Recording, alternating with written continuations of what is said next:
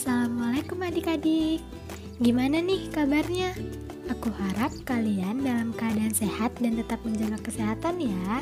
Kenalin, aku Kadisa dari Komdev FE UNJ. Nah, kali ini kita akan belajar mengenai energi dan perubahannya. Eits, tapi sebelum masuk ke pembahasan, alangkah lebih baiknya kita berdoa dulu yuk. Dalam pembelajaran kali ini, materi apa aja sih Kak yang akan kita bahas? Pertama, gaya dan gerak. Kalian tahu gak sih apa itu gaya? Jadi, gaya merupakan sebuah bentuk tarikan atau dorongan yang menyebabkan suatu benda menjadi bergerak. Contohnya, saat kita menarik meja, mendorong pintu, menendang bola, mengayuh sepeda, dan lain sebagainya. Lalu, perpindahan posisi suatu benda dari tempat asal ke tempat yang lain disebut dengan gerak. Kedua, energi listrik. Energi listrik merupakan suatu sumber energi yang dapat dihasilkan dengan adanya arus listrik. Contohnya, TV, radio, kipas angin, dan lain-lain. Semua benda tersebut akan berfungsi jika dialiri oleh arus listrik. Ketiga, gejala kelistrikan. Di dalam suatu benda terkandung ribuan muatan listrik yang sangat kecil. Ada dua jenis muatan listrik loh adik-adik, yaitu muatan positif dan juga muatan negatif. Gejala kelistrikan akan muncul apabila kedua muatan tersebut tidak sama. Contohnya, penggaris plastik yang digosokkan pada rambut kering. Lalu, jika penggaris tersebut didekatkan pada potongan kertas, maka potongan kertas tersebut akan menempel pada penggaris. Hal tersebut dapat terjadi karena adanya muatan listrik. 4. Sumber energi listrik. Benda yang dapat menghasilkan arus listrik dinamakan dengan sumber energi listrik. Misalnya, baterai. Baterai berisi zat kimia yang dapat berubah menjadi energi listrik.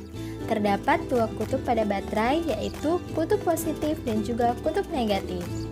Apabila kedua kutub tersebut dihubungkan dengan kabel atau lampu, maka akan menghasilkan arus listrik.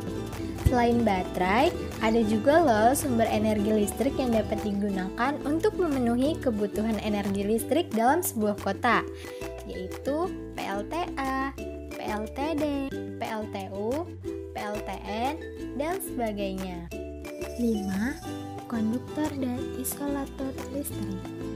Apa sih Kak bedanya konduktor dan isolator listrik? Jadi, konduktor listrik merupakan suatu benda yang dapat menghantarkan arus listrik dengan cepat. Contohnya benda-benda yang terbuat dari besi, logam, aluminium, dan sebagainya. Lalu, isolator listrik itu apa Kak? Isolator listrik merupakan suatu benda yang tidak dapat menghantarkan arus listrik. Contohnya benda-benda yang terbuat dari kayu, plastik, karet, dan sebagainya. 6. Rangkaian listrik. Rangkaian listrik merupakan susunan berbagai alat listrik dan sumber listrik. Ternyata rangkaian listrik ini terbagi menjadi dua loh, yaitu rangkaian seri dan rangkaian paralel. Apa sih Kak bedanya rangkaian seri dan rangkaian paralel? Jadi, rangkaian seri merupakan rangkaian listrik yang disusun secara berurutan dan searah tanpa adanya cabang di antara dua kutub sumber listrik. Sedangkan rangkaian paralel merupakan rangkaian listrik yang disusun dengan adanya cabang di antara dua kutub sumber listrik dan memiliki dua jalan aliran listrik. 7. Perubahan energi listrik. Suatu energi dapat dilihat manfaatnya apabila telah mengalami perubahan bentuk dari satu energi ke energi lainnya. Apa aja sih Kak perubahan itu? Energi listrik menjadi energi panas. Energi listrik ternyata dapat diubah menjadi energi panas loh, yaitu pada setrika listrik. Setrika merupakan salah satu alat yang dapat mengubah energi listrik menjadi energi panas, di mana setrika ini digunakan untuk merapikan pakaian yang kusut. Energi listrik menjadi energi gerak. Energi listrik juga dapat diubah menjadi energi gerak, yaitu pada kipas angin. Kipas angin berguna untuk menyegarkan udara yang panas, di mana di dalam kipas angin terdapat yang namanya dinamo. Dinamo merupakan alat yang dapat mengubah energi listrik menjadi energi gerak. Energi listrik menjadi energi cahaya. Ternyata energi listrik dapat diubah menjadi energi cahaya loh. Misalnya pada lampu. Pada saat lampu dihubungkan dengan sumber energi listrik, maka lampu tersebut akan berubah menjadi energi cahaya. Lampu digunakan untuk memberikan penerangan. Energi listrik menjadi energi suara. Energi listrik rupanya dapat diubah juga menjadi energi suara loh. Contohnya pada radio. Radio dapat mengubah energi listrik menjadi energi suara, di mana radio ini dapat digunakan untuk mendengarkan musik dan berita. Energi listrik menjadi energi kimia. Energi listrik dapat diubah menjadi energi kimia dengan menggunakan alat tertentu. Contohnya, aki atau akumulator. Di dalam aki terdapat elemen primer berupa elemen kering dan elemen basah yang menjadi tempat terjadinya reaksi kimia. Aki ini berfungsi untuk menghidupkan mesin motor, mobil, truk, dan lain-lain. Hubungan antara gaya dan gerak. Di kehidupan sehari-hari, kita sering melakukan suatu aktivitas tarikan dan dorongan yang dapat menyebabkan suatu benda menjadi bergerak. Nah, hal tersebut dinamakan dengan gaya. Benda yang mengalami pergerakan tersebut akan berpindah tempat. Ini yang dinamakan dengan gerak. Contohnya, pada saat kita mengayuh sepeda,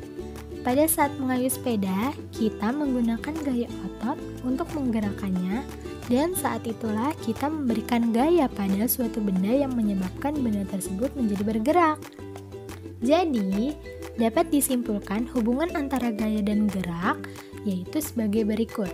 Yang pertama, gaya dapat mempengaruhi gerak suatu benda. Yang kedua, gaya dapat menyebabkan benda bergerak atau berhenti. Yang ketiga, semakin besar gaya yang diberikan, maka semakin cepat pula benda tersebut menjadi bergerak. Wah, tidak terasa ya. Ternyata penjelasan materi yang tadi merupakan materi terakhir dari pembelajaran kita kali ini. Bagaimana? Sekarang kalian udah paham kan mengenai energi dan perubahannya? Nah, agar lebih memahami materi kali ini, aku punya beberapa soal untuk kalian nih. Soal yang pertama, kegiatan apa saja yang dapat mengubah gerak suatu benda? Soal yang kedua, sebutkan benda di sekitarmu yang termasuk ke dalam konduktor listrik dan isolator listrik. Soal yang ketiga, selain kipas angin, benda apa saja yang dapat mengubah energi listrik menjadi energi gerak? Yuk, silakan dijawab melalui kolom komentar atau kita berdiskusi melalui grup WhatsApp ya. Sekian pembelajaran kali ini. Sampai bertemu dengan Kak Disa di video berikutnya. Wassalamualaikum warahmatullahi wabarakatuh. Dadah!